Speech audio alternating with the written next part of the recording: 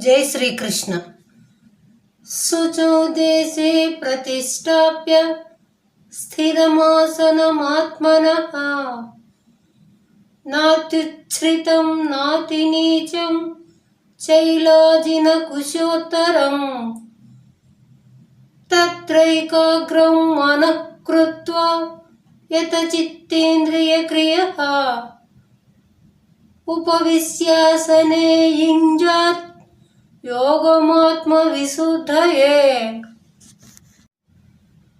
పరిశుభ్రమైన ప్రదేశమునందు ఎక్కువ ఎత్తులో గాని తక్కువ ఎత్తులో గాని కాకుండా సరైన ఎత్తులో క్రింద దర్భాసనం వేసుకొని దానిపై జింక చర్మమును వేసి దానిపై వస్త్రమును పరిచి కదలకుండా ఉండే విధమైన ఆసనమును వేసుకొని దానిపై కూర్చుండి మనస్సును ఏకాగ్రపరిచి ఇంద్రియ మనోవ్యాపారములను అరికెట్టి ధ్యానమును చెయ్యవలను అని భగవానుడు తెలియజేసెను.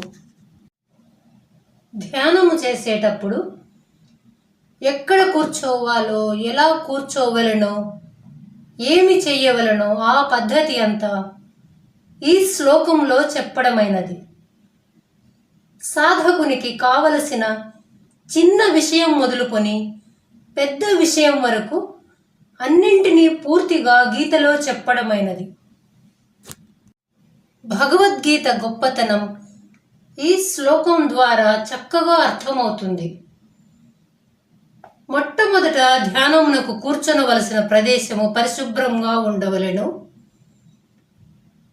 ఏకాంతంగా ఉండవలెను.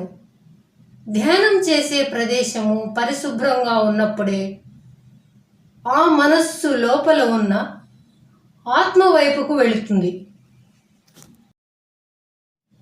మలినమైన ప్రదేశంలో కూర్చుంటే ఆ మలినమైన ప్రదేశం యొక్క ప్రభావము సాధకుని మనస్సుపై పడుతుంది.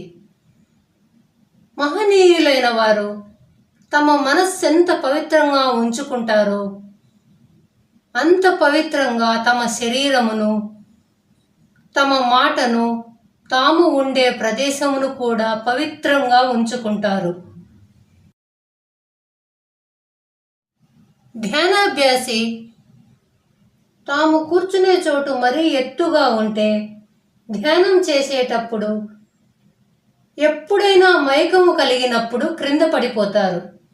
అలాగే మరీ తగ్గు ప్రదేశంలో కూర్చుంటే ఆసనం కిందకు నీరు, క్రిమికీటకాలు వచ్చి చేరుతాయి. కాబట్టి మితమైన ఎత్తులో ఒక పీటపై కూర్చొని దానిపై గట్టిగా ఉండకుండా దర్భాసనం వేసుకొని దానిపై జింక చర్మము వేసుకోవాలి.